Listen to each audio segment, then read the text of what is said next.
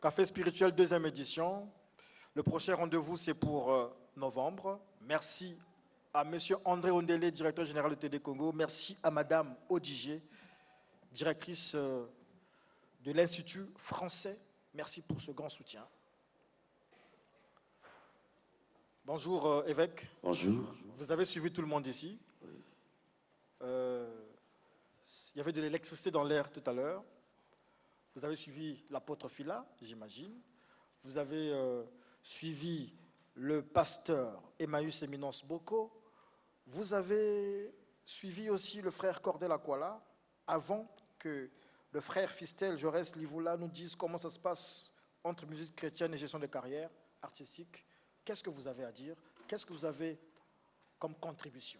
Merci beaucoup. Bonsoir à tous. Merci à vous, Monsieur Jazz. Tout à l'heure, comme vous venez de le dire, il y avait comme de l'électricité dans l'air. Ce qu'il ne faut pas faire passer, ce qui s'est passé tout à l'heure. Parce qu'en réalité, le problème c'est quoi? Quand on interprète les Écritures hors contexte, ça devient un prétexte. Ça, c'est ce qu'il faut retenir. La Bible nous dit que l'ouvrier mérite son salaire. 1 Timothée 5, 18, Paul était en train d'établir des bases. Pardon. Excusez-moi. On a dit que l'ouvrier mérite son salaire, non? Isis Sonyangue, faites circuler le panier pour la contribution du sujet de santé. Ça a été déjà fait, ça a été fait. Ok, merci. Ça a été fait, ça a été fait. Alors, c'est ce qui tue un peu comme, entre guillemets, hein, l'évangile chez nous, parce que nous pensons que l'homme de Dieu qui prêche, il le fait, bien entendu, gratuitement, mais le Seigneur a établi des bases. Quelles sont les bases? Tout à l'heure, j'ai entendu quelqu'un dire que Paul a prêché gratuitement. C'est faux. Pourquoi je le dis c'est faux? Parce qu'il faut lire chaque livre selon son contexte.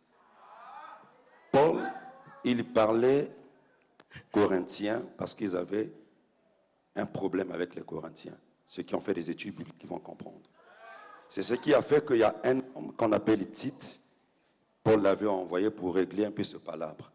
C'est ce qui fait aussi que Paul n'a pas usé de son droit de prédicateur chez les Corinthiens. Maintenant, quand vous lisez par exemple le livre de Philippiens, le chapitre 4, à partir du verset 15, Paul dit ceci: j'ai tout reçu, ce que vous m'avez envoyé. Dans d'autres versions, on parle même que le peuple de Macédoine avait établi à Paul un salaire et ils se sont occupés de ses dépenses. Ce qui revient à dire, dans l'œuvre de Dieu, Dieu ne nous prend pas comme des personnes après avoir utilisé comme des pochettes à jeter, on nous jette, non. Dieu nous utilise et il s'occupe aussi de notre bien-être. C'est ce qu'on appelle par l'évangile holistique, c'est-à-dire Dieu s'occupe de ses serviteurs.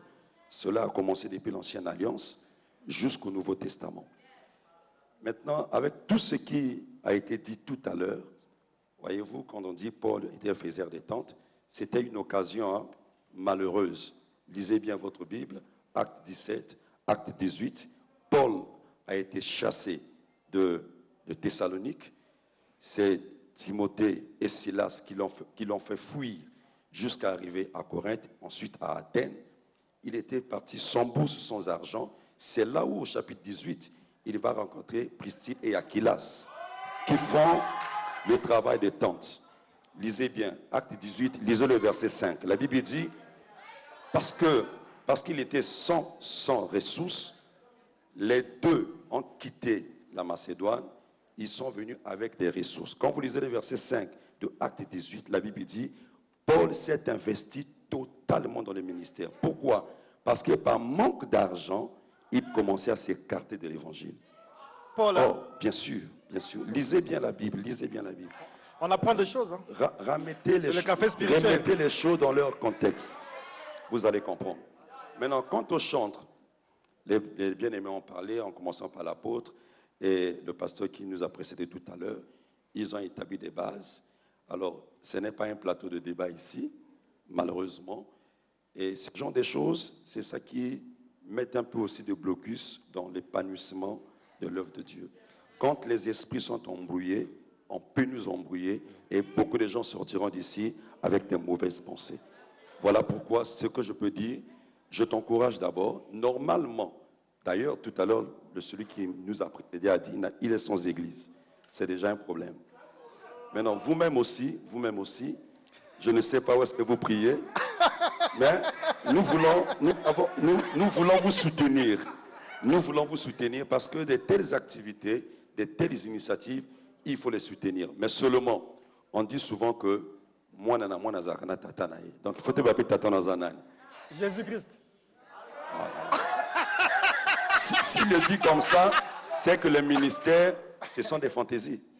Non, Dieu n'a pas placé les ministères comme des fantaisies. Pardon? Il n'a pas placé les 5 ministères comme des fantaisies. Oui. Il les a placés pour l'édification du corps. Et dans ce corps, il n'y a pas que la tête, il y a plusieurs membres. Donc, il peut y avoir plusieurs dénominations locales, mais tous nous servons un même Dieu avec des pasteurs sur chaque église. Que Dieu vous bénisse. On a tous un même Dieu. Merci beaucoup. Merci à l'évêque Fortuné Gatsé pour ce point de vue, pour ce partage d'expérience. Nous continuons.